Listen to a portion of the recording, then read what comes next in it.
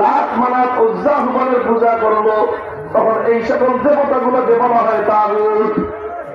আজকের যুগের মানুষ লাত মানাত উজ্জার পূজা করে না, বরং তার পরিবর্তে এই যুগের অনেক মানুষ আছে যারা দুর্গা দেবীর পূজা করে, অনেকে আছে যারা সরস্বতীর পূজা করে, অনেকে আছে যারা লক্ষ্মীর পূজা করে, অনেকে আছে যারা কালীর পূজা করে, অনেকে আছে যারা অগ্নি পূজা করে, অনেকে আছে যারা সূর্যের পূজা করে। এই যত দেব দেবতার পূজা করা হয়, এই সব দেব দেবতা হলো গায়রুল্লাহ। এই গায়রুল্লাহকে যখন আল্লাহর জায়গায় বসানো হলো, যে ইবাদত পাওয়ার কথা একমাত্র কার, সেই ইবাদত আল্লাহকে বাদ দিয়ে যখন এই দেব দেবতাগুলোকে দেওয়া হলো, সঙ্গে সঙ্গে এই দেব দেবতাগুলোকে বলা হবে তাগুত। কথা পরিষ্কার? মুহতারাম হাজিরিন, এই জন্য ইবাদত হবে একমাত্র কার, এটাকে বলা হয় তাওহীদ। এটাকে কি বলা হয়?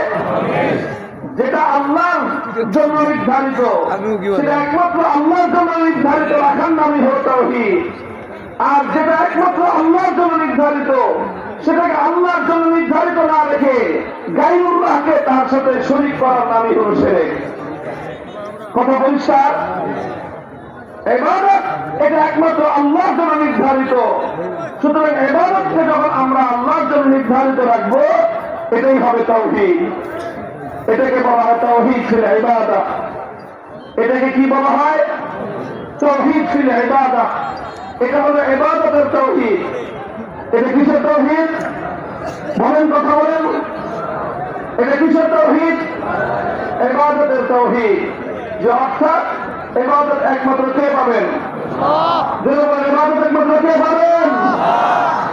এটা হলো ইবাদতের তাওহীদ।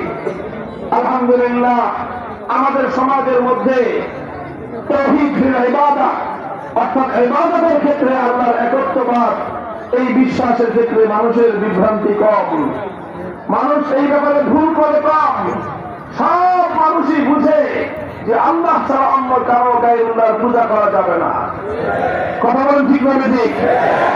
আচ্ছা বলেন তো, আপনাদের সমাজে কোন একজন মানুষ যদি 24 ঘন্টার মধ্যে 23 ঘন্টা 55 মিনিট আল্লাহর ইবাদত করলো, কেবলমাত্র 5 মিনিট দুর্গার পূজা করলো, লোকটা ইমানদার না বেঈমান?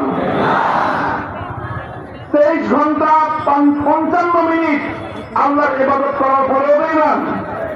কারণ কি? 5 মিনিট পূজা করেছে কার? গায়রুল্লাহ, দুর্গার পূজা করেছে।